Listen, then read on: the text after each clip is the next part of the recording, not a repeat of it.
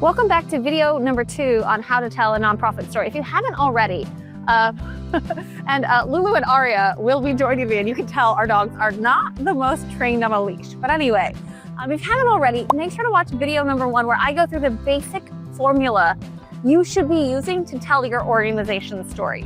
Now in this video, go ahead and watch that one first, and then in this video, we'll be going through the secret sauce behind the scenes level up storytelling we use at Nonprofit Marketing Nerd to get your donors to donate.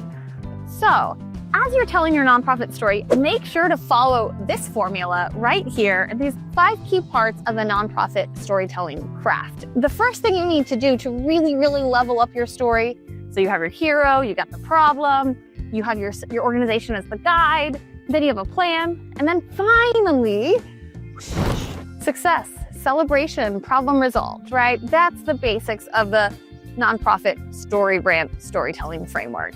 So once you've got that done, there's still some things we've learned work when it comes to telling an effective nonprofit story. Oh, hold on, Aria needs to take a little break. By the fire hydrant, of course. YouTube video of dog peeing. Come on, girls. So the first tip is to show, don't tell. Now, what exactly does that mean? That means instead of saying, the person became happy, show key signs such as the person's being able to maintain eye contact, the person smiling, the person spending time with friends. Show key things that show, don't tell, that the person has become happy. So the next tip when it comes to nonprofit storytelling is something I actually learned in college. I was a creative writing and philosophy double major at DePaul University. And one of the things I learned from my poetry professor is this phrase that has come to mean a lot more the older I get. Only through the specific does something become universalizable. Again, only through the specific does something become universalizable. So what does that mean? That means instead of saying, we changed lives, say, let me tell you the story of Tim, one of the individuals who now has his GED because of our blah, blah, blah services. And then you go through the specific story of Tim.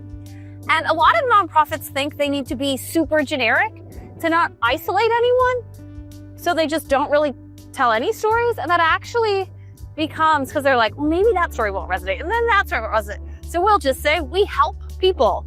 And most of the time, organizations end up, honestly, boring their donors, boring their social media followers. So just remember, anytime you start to think in generalizations that I'm telling you, and so is Professor Eugene Gloria at DePaul University, only through the specific does something become universalizable. And you're sure the audio is working, correct? It even says recording audio. Okay, so I'm gonna go ahead. Lulu. My next tip is one most people avoid. Nonprofits love, it's probably you. We love to take ourselves way too seriously. Oh, poor Lulu's so cold. All right, we better keep walking. We love to continue taking ourselves so seriously. So we just overwrite everything.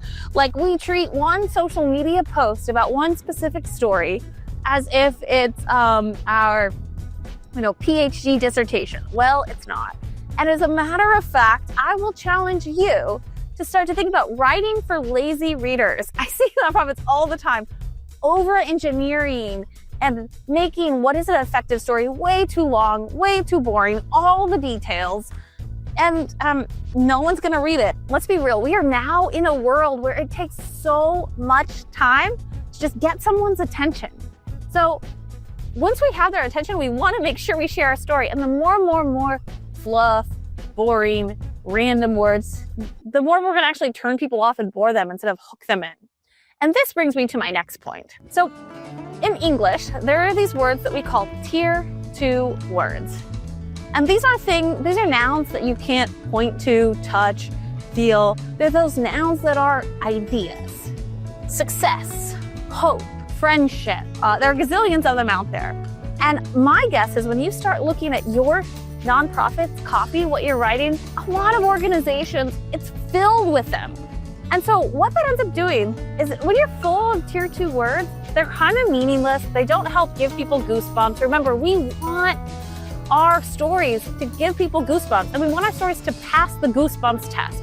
At Nonprofit Marketing Nerd, the Goosebumps Test is what we use to see, is it an effective story? Meaning it makes the people reading it feel. And what's the easiest way to get people to not really feel much is to just talk a bunch of fluff. And all those tier 2 words are a bunch of fluff. So we have an internal policy that I'm sharing with you right now. For every single impact story we write, whether it be a blog, an annual appeal, inside an annual report, or a social media post even, only up to 2 tier 2 words, especially when it comes to their success, because we really want to show the problem and show the solution and resolution. We don't want to just tell people about it. We want to show it. So we want to remove those tier 2 words and replace it with words that really paint a picture of that change that happened in a person's life. Brings me to my last nonprofit storytelling level up tip. And honestly, this is not me. This is MrBeast. If you don't follow him, he is the biggest YouTuber in the world. And I think he just turned 30. Anyway, MrBeast has this tactic he uses on all of his YouTube videos where he has a primary and secondary plot line.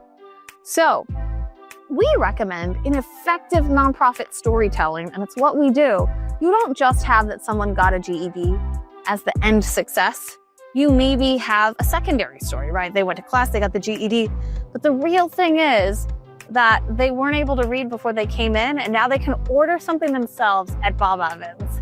That secondary storyline and pulling that into a resolution as well, it's really gonna hook people emotively. They're gonna feel it. So you wanna make sure that you don't just have that primary problem and primary solution, but something else that's maybe super specific and very specific to the person that shows that transition. Now again, I know there's a lot here. I just nerded out a whole bunch.